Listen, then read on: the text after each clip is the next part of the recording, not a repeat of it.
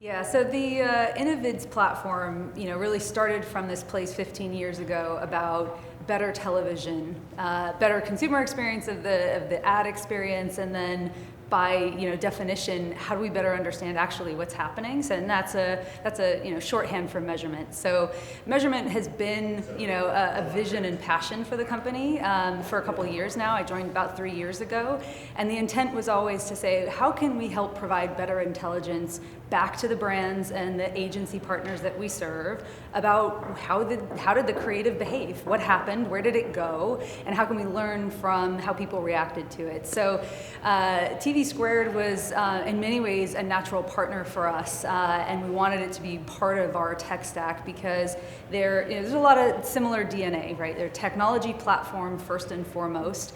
And we believe in this day and age that technology forward measurement solution needs to be able to operate at scale, needs to have lots of ways to sort of pull in data and signals and the speed to then generate insights and analytics to say, okay, what happened? For Innovid, we're sitting on, we serve, billions of ads a day into, any digital environment. We've had a huge amount of growth around connected television.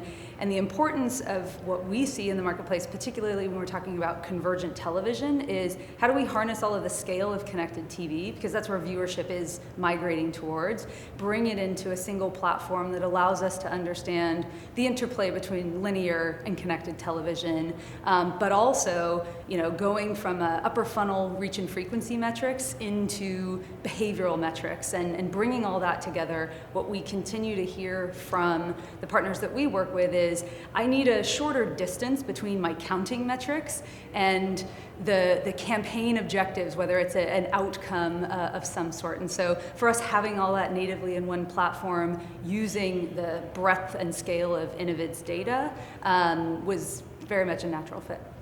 So I was going to ask you about the state of CTV measurement and what's working and what's not, but now I sort of want to ask you about the state of converged measurement, sort of across all forms of video.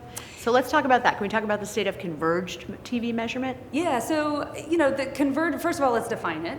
The way that we define it is it's all video, all television, which, television has changed, it's morphed a lot, but you're watching television when you're watching connected TV. So first and foremost, what we're talking about is bringing together linear, traditional television viewing, and streaming as the sort of the two big pillars. And I think it's fair to say, the state of that is, can we do it? Can we bring these together? What does it look like to have an only both kind of analysis? And then there's so much conversation in the market right now about what should we be measuring? What are the optimal KPIs? And so first we've got to count it all. And we believe that you shouldn't have to pixel to get a good count of what's happening in the digital ecosystem. And so having a delivery engine that allows us to see that at scale helps inform the only both part of the equation. But then there's a big desire to understand, how does CTV work? Is it providing incrementality? Is it a place where then I can create a different message and an experience with the consumer? So I would say the state of converged TV is, first, let's get the counting together, and we're doing that today, and we believe that we're doing that with a fidelity on the connected TV side that is different than what is in market because of the technology approach that we're taking. But then I think the state of converged TV is, how do marketers want to use this? We talk about the way that the media is bought is different. You've got programmatic and addressable and linear and whatever. So there's a lot of, what happens at the buying phase that is kind of going through some gyrations right now. We're just trying to catch the ball and say, well, we deliver into those environments, we can count and measure them all and focus on some of those basics. And then there's the fun stuff that we like to get into around, optimizing and connected TV and making those kind of executions happen. And how important is creative? And actually repeat it back before you answer. So creative is, I think, at the end of the day, it's so fundamental to, again, we sit on the buy side. We're talking to marketers and agencies all day long, and there's a huge investment not only in where they place their media, that's obviously important, but the amount of dollars that are going into creating the asset that is then the vehicle for them to communicate with the consumer. And it's not a one-size-fits-all job anymore. It used to be that we'd have a 30-second spot or 60 or whatever, and then you could just sort of put that in a bunch of other places. The really progressive marketers are saying, you know what, we might be able to take elements of that, but then, you know, decompose them, reassemble them for a different environment.